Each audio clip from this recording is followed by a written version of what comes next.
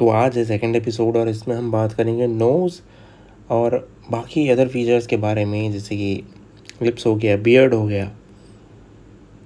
और ये जो वीडियो है ये बेसिकली उन लोगों के लिए है कि जो लोग अभी शेडिंग में डिफ़िकल्टी को हैंडल कर रहे हैं। तो देखो, मैंने नोज़ के जैसे अभी इसमें क्या है, आउटलाइंस ऑलरेडी ड्रॉन है, हम शेड्स पे बात करने वाले हैं। तो जैसे कि लास्ट वीडियो में किया था आइज़ को फोकस, यहाँ पे हम नोज़ और लिप्स को फोकस करेंगे। Let's see.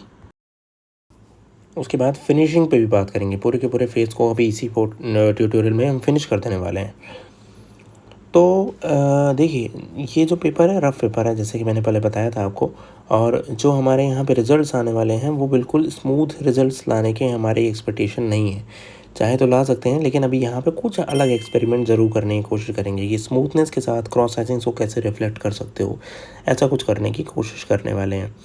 तो अभी मैं वही सिमिलर तरीका यूज़ कर रहा हूँ जैसे कि मैंने लास्ट ट्यूटोरियल में बताया था। इसके मैंने चारकोल पेंसिल यूज़ की जो डार्केस्ट एरिया है नोज़ का वहाँ पे, और फिर उसको स्मच किया फिंगर्स को यूज़ करके और ब्रश को यूज़ करके।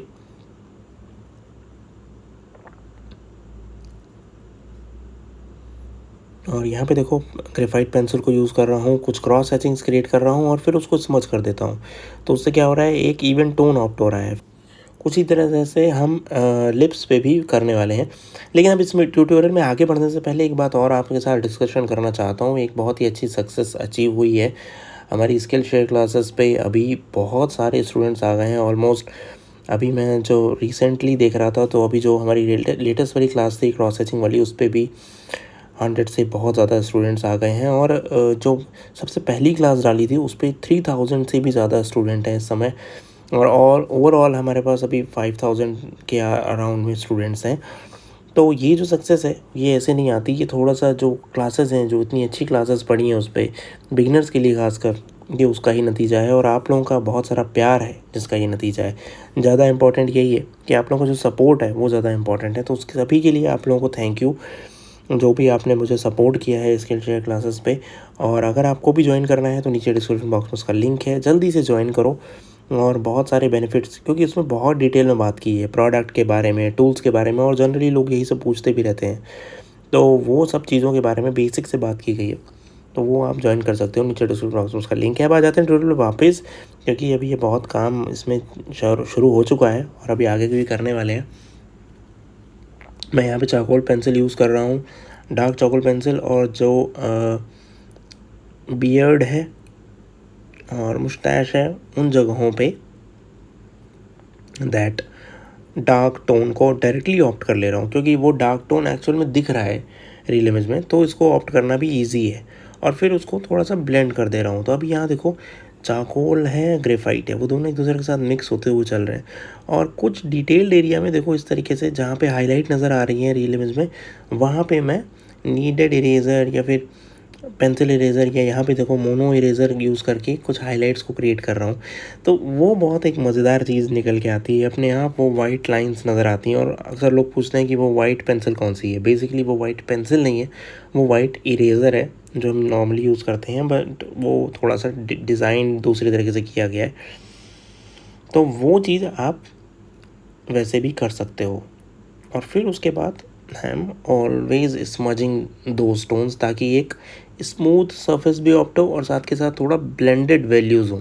बहुत शार्प वैल्यूज़ ना हो, कि थोड़ी ब्लेंडेड वैल्यूज़ हों। और अब इसी तरीके से देखो, नोज़ पे भी कुछ हाइलाइट्स क्रिएट कर रहा हूँ, वही इरेज़र पेंसिल यूज़ करके या मोनो इरेज़र यूज़ करके। तो हाइलाइट्स वगैरह क्रिएट करने के लिए आपको वाइट पेंसिल या फिर ग्लास मार्किंग पेंसिल यूज़ करने की ज़रूरत नहीं है। ये बहुत इंपॉर्टेंट पॉइंट है, अक्सर लोग यही सब बातें पूछते रहते हैं। तो उसमें आप इरेज़र को यूज़ करो, है ना। जब इरेज़र यूज़ करोगे तो आप देखोगे कि हाँ, रिज़ल्ट्स बड़े अच्छे आ रहे हैं। तो इरेज़र यूज़ करो, और फाइन इरेज़र हो तो और भी अच्छी बात है, नहीं तो फिर नीडेड इरेज़र को यूज़ कर सकते हो आप।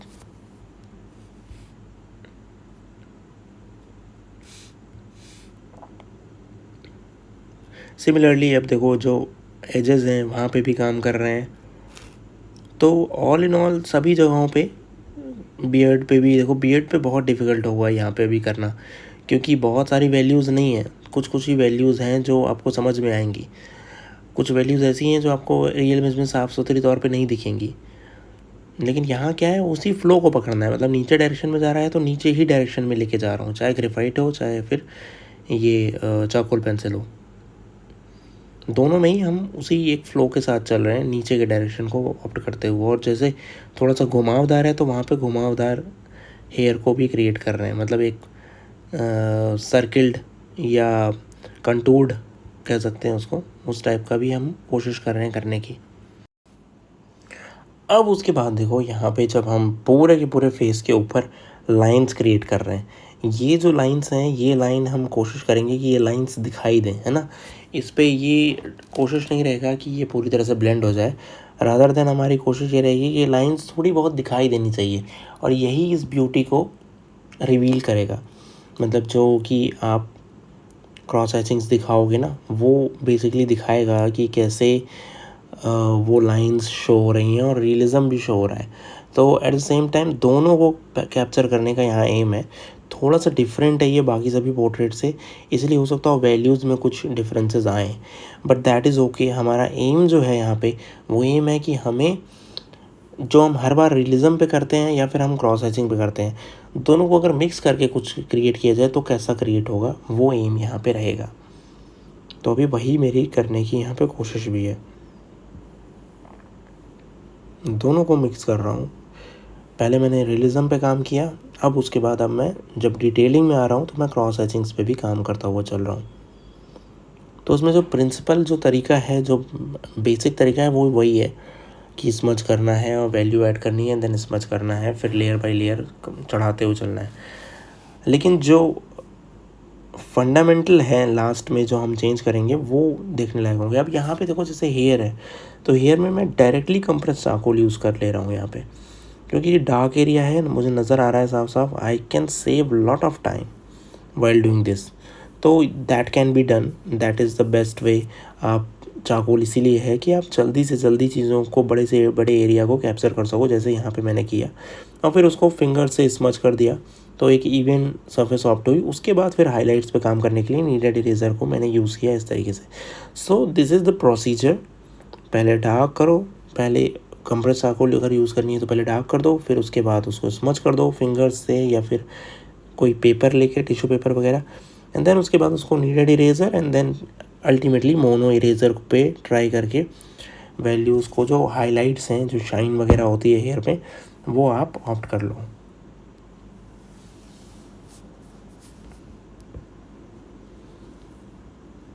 और मुझे लगता है कि ये वीडियो आपको अच्छा लगा होगा, जो आज मैंने सिखाने की कोशिश की है, समझाने की कोशिश की है। बहुत शॉर्ट में रखा है, बहुत ज़्यादा डिटेल में नहीं गए हैं। अगर बहुत डिटेल में जाना चाहते हो तो स्किल शेयर क्लास को ज्वाइन करो, वो दैट इज़ द बेस्ट वे, ये तो ज़रूर कहूँगा।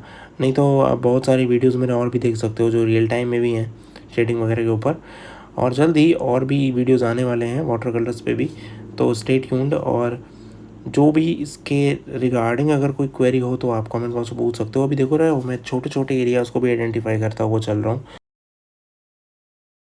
Thank you so much. Please इस चैनल को सब्सक्राइब ज़रूर करना भाई लोगों, आप लोगों के सपोर्ट की बहुत ज़्यादा ज़रूरत रहती है इस चैनल को, क्योंकि ये पूरी तरीके से सिखाने के ऊपर बेस्ड है, ठीक है। यहाँ पे कोई भी शोबाजी नहीं होती, केवल और केवल सीखना और सिखाना। Thank you so much, love you all, please subscribe to channel, bye.